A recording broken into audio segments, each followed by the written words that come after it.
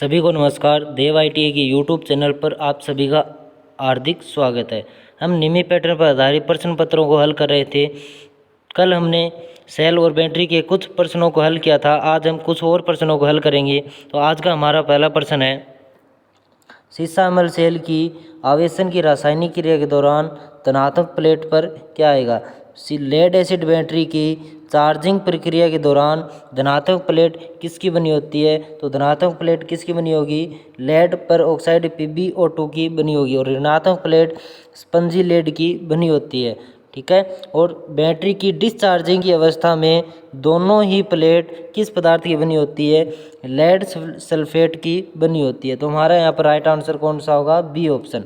अगला क्वेश्चन हमारा, बैटरी के आवेशन के दौरान वेंट प्लग को खुला क्यों रखा जाता है। जो लेड एसिड बैटरी होती है उसमें चार्जिंग की प्रक्रिया के दौरान वेंट प्लग को खुला रखने का क्या उद्देश्य है। तो चार्जिंग के दौरान जो रासायनिक क्रिया के द्वारा जो गैसें उत्पन्न होती है उन्हें स्वतंत्रता पूर्वक बाहर निकालने के लिए वेंट प्लग को खुला रखा जाता है। ठीक है। अगला क्वेश्चन हमारा, कौन सी विधि में बैटरी को कम धारा पर लंबे समय तक आवेशित किया जाता है। लेड एसिड बैटरी को चार्ज करने की ऐसी कौन सी विधि है जिसमें कम धारा पर लंबे समय तक बैटरी को चार्ज किया जाता है। तो ट्रिकल आवेशन विधि के द्वारा बैटरी को कम धारा पर लंबे समय तक आवेशित किया जाता है और कम समय में अधिक धारा के साथ बैटरी को चार्ज करने के लिए बूस्टर चार्ज विधि का उपयोग किया जाता है। बूस्टर चार्ज विधि का उपयोग किया जाता है। ठीक है। अगला क्वेश्चन हमारा, सीसा अम्ल बैटरी में कठोर सल्फेशन दोष को कैसे जाना जाता है। जो लेड एसिड बैटरी होती है उसमें 4 प्रकार के दोष उत्पन्न होते हैं, बकलिंग दोष, कोरोजन दोष, सल्फेशन दोष और सेडिमेशन दोष। उसमें से सल्फेशन दोष को कैसे पहचाना जाता है या उसे कैसे निवारण किया जाता है। तो बैटरी को कम धारा से लंबे समय तक पुनः आवेशित करके सल्फेशन दोष को दूर किया जा सकता है। लेड एसिड बैटरी को कम धारा से अधिक समय तक चार्ज करके कौन से दोष को दूर किया जा सकता है, सल्फेशन दोष को दूर किया जा सकता है। और बैटरी को चार्ज करने के लिए इसमें किस विधि का उपयोग किया जाएगा, ट्रिकल चार्ज विधि का उपयोग किया जाएगा। ठीक है।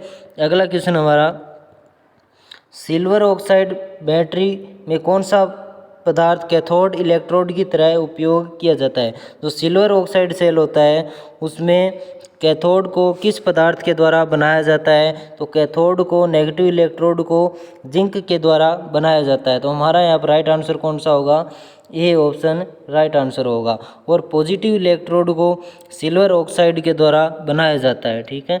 अगला क्वेश्चन हमारा, चांदी का विद्युत रासायनिक तुल्यांक कितना होता है। विद्युत रासायनिक तुल्यांक को जड़ के द्वारा प्रदर्शित किया जाता है और इसका मात्रक ग्राम प्रति कूलाम होता है। ठीक है। तो चांदी का विद्युत रासायनिक तुल्यांक 1.1182 मिलीग्राम कूलाम होता है। यहाँ पर मान किस में दिया गया है, मिलीग्राम में दिया गया है।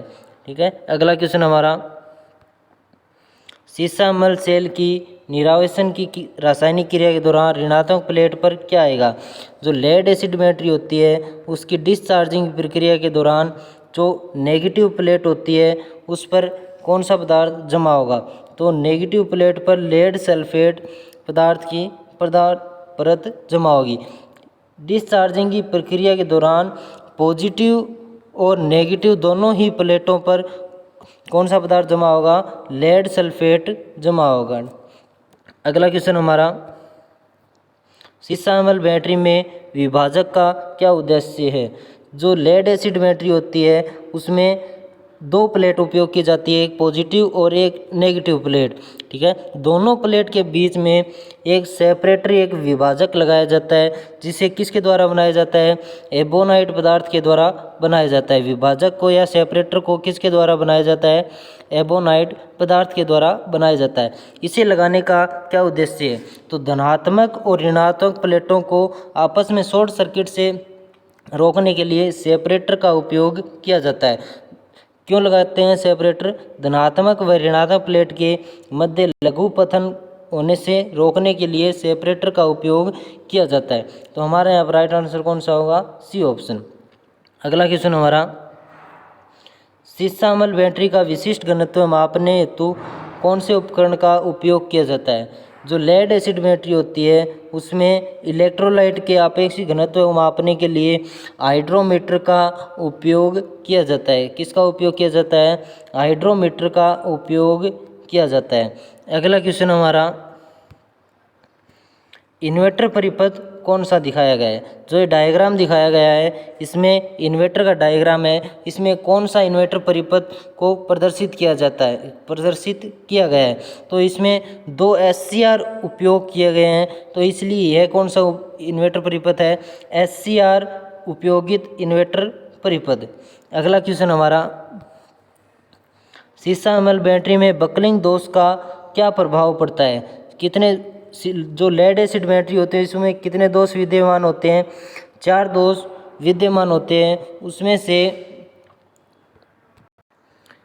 उसमें से बकलिंग दोष के कारण लेड एसिड बैटरी पर क्या प्रभाव पड़ता है? तो लेड एसिड बैटरी की दोनों प्लेट क्या हो जाती है, दोनों इलेक्ट्रोड क्या होते हैं, आपस में मुड़ जाते हैं और शॉर्ट सर्किट हो जाता है। तो अगला क्वेश्चन हमारा, परिपथ की कुल निर्गत वोल्टेज कितनी होगी? जो ये सर्किट दिखाया गया है इसकी कुल वोल्टेज का मान कितना होगा? ठीक है, तो सभी सेल कौन से क्रम में लगे हुए हैं?